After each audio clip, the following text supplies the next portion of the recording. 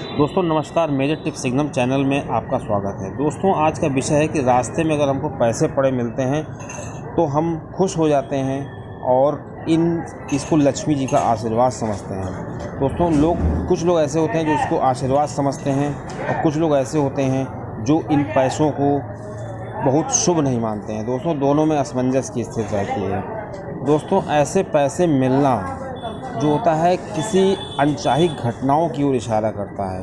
दोस्तों हमारे आसपास हमारे पितृ होते हैं, हमारे पास बुरी शक्तियाँ अच्छी शक्तियाँ होती हैं, कुछ तो पूर्व जन्म के कर्म के हिसाब से, कुछ अदृश्य शक्तियाँ होती हैं जो जीव का संचालन किया करती हैं, जीव को मोटिवेट किया करती हैं इशारों के माध्यम से। दोस्तों जो पैसे की जो घटना है, पैसे मिलने की घटना, ये उन्हीं से संबंधित होती है। दोस्तों कुछ लोग तो पैसे मिलने पे असमंजस में पड़ जाते हैं कि इन पैसों का क्या करें। दोस्तों पैसे दो तरीके के होते हैं, या तो सिक्का होता है या नोट होता है। तो दोस्तों सिक्का मिलना और नोट मिलना, इन दोनों में भी लोगों को कन्फ्यूजन रहती है।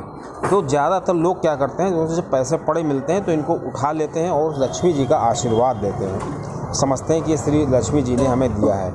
दोस्तों नोट जो होती है उस पर ध्यान ज़्यादा जाता है लोगों का, क्योंकि नोट बड़ी होती है, और सिक्का दोस्तों जब पानी गिरता है कहीं पे तो वो छुप जाता है, लेकिन कभी कभी वो दिख भी जाता है। बहुत बार सिक्का पड़ा रहता है लेकिन लोग समझ नहीं पाते हैं। दोस्तों अगर सिक्का मिले तो उसको शुभ मानना चाहिए और ये मानना चाहिए कि हमारा कोई कार्य सफल होने वाला है और कोई बहुत ही शुभ कार्य होने वाला है।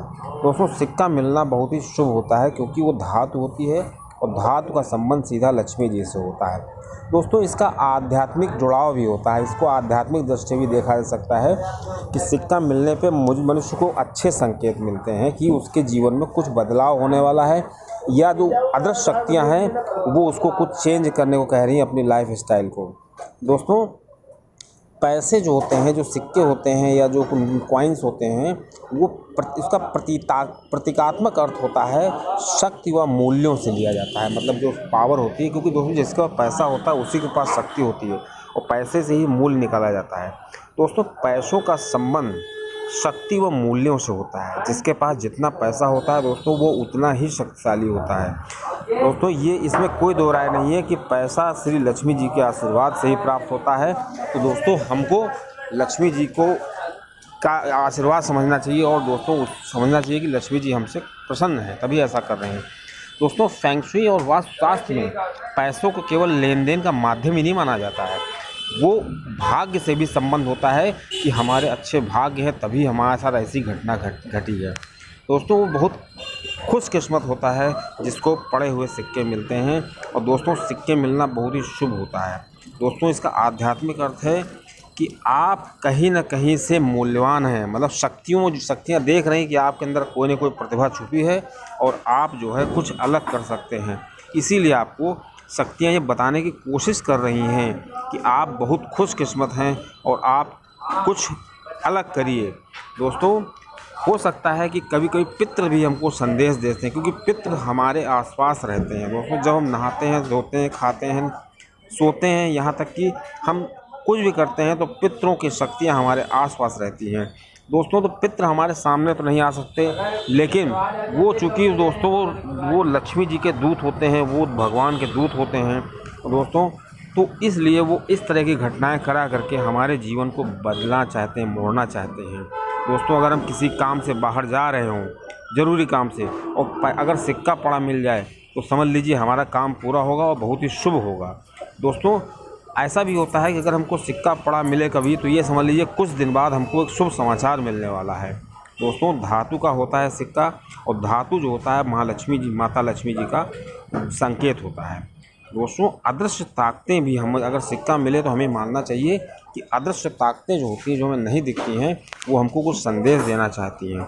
दोस्तों सिक्का जो होता है पूर्वजों का आशीर्वाद भी हो सकता है पूर्वज हमको आशीर्वाद दे रहे हों। दोस्तों पैसे मिलना, जब कभी भी किसी को पैसे मिले पड़े हुए, तो वहाँ पर डिपेंड करता है कि हम किस काम से जा रहे हैं, किस समय पैसे मिले, और उन पैसों मिलने की हमारे घर से या जहाँ से हम चले हैं उधर से क्या दिशा पड़ रही है। दोस्तों इन चीज़ों का भी प्रभाव पड़ता है।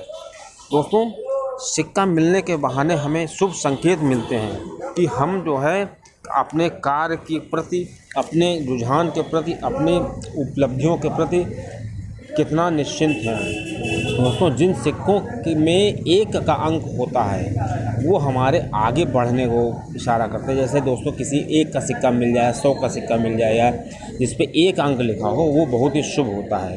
दोस्तों नए विचारों को आकार मिलता है। दोस्तों सिक्के जब मिलते हैं तो समझ लीजिए कि आप कभी भी देखिएगा आपके विचारों को, आप ऐसे विचार आपके अंदर आएंगे कि आपको तरक्की की ओर ले जाएंगे। भले आप उन विचारों को अमल ना करें या किसी बुरी शक्तियों के कारण वो चीज़ आप पूरा लागू ना कर पाएँ। दोस्तों इसका एक मतलब और होता है कि सफलता मिलने वाली है और सफलता से जुड़ी हुई कोई चीज़ है जो हमारे आसपास है।